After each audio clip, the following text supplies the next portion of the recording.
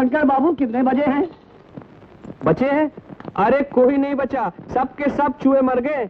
लेकिन इतने चूहे भी नहीं थे जितने तुमने पैसे लिए। हाँ, मैं बस पूछ रहा हूँ। चिल्लाओ मत, तुम तो जानते हो कि मैं ऊंचा सुनता हूँ। अगर किसी सरकारी आदमी ने सुन लिया तो मेरी जल महल की नौकरी चली जाएगी और मुझे तुम्हारी तरह ये चूहे मारने पड़ेंगे, चूहे। अजीब आदमी है, वक्त बता के फिर भी नहीं गया।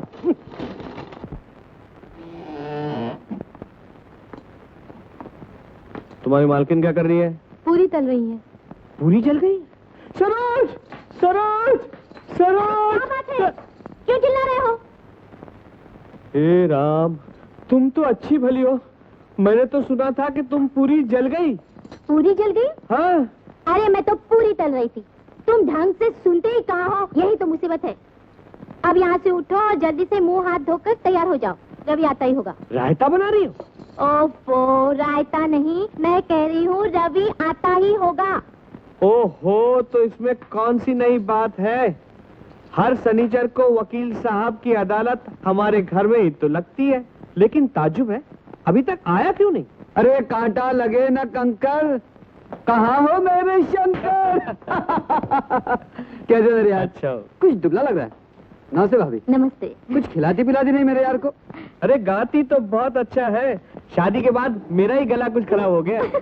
तुम भी कमाल करती हो भाभी, तुम्हारे पति की आवाज जल महल की दीवारों से टकरा टकरा कर खराब हो गई है। जरा सा अदरक डालकर एक पहले चाय पिला दो इसे। जल्दी। अब भी चाय लाती हूँ तुम दोनों के लिए। लो, बिजली गई? बिल्ली गई? कहाँ गई? ऊपर छत पे है? हाँ, छत पे है।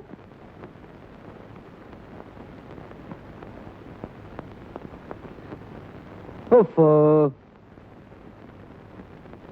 छोड़ो भी यार। हफ्ते में एक दिन तो मिलता है तुम लोगों के साथ बिताने का, और ये वक्त भी तुम ये बेकार की किताब पढ़ने में गुजार दोगे? उधार दूंगा? मैं तुम्हें क्या उधार दूंगा? तुम खुद एक वकील हो, इतने बड़े पब्लिक प्रोसिक्यूटर के बेटे, मेरे पास तो स्कूटर तक नहीं है। कभी कभी तो तुम पर बहुत गुस्सा आता है। कितनी बार तुमसे कहा है कि मुझसे ऐसी बातें मत किया करो।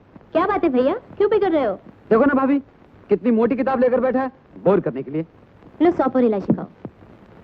जब से जल महल के इंचार्ज बनकर यहाँ आए हैं और ये किताब इनके हाथ आई है, रात रात भर न जाने क्या पढ़ते रहते हैं, बस जल महल के बारे में। अरे इस जल महल के बारे में जितना पढ़ता हूँ उतनी मेरी दिलचस्पी और बढ़ती जाती है। इस किताब से पता चलता है कि ये जल महल नहीं है, बरसों से निराश प्रेमियों की जल समाधि की जगह है।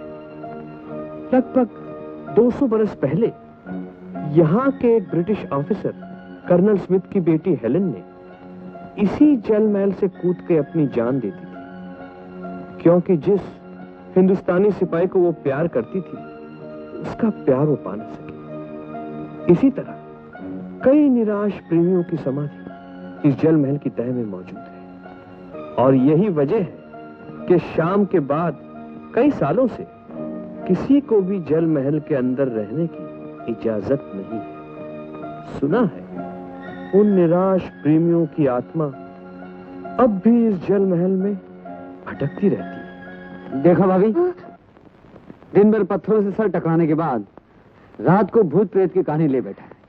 हम तो चले भाई। कहाँ जा रहे हो? ऊपर।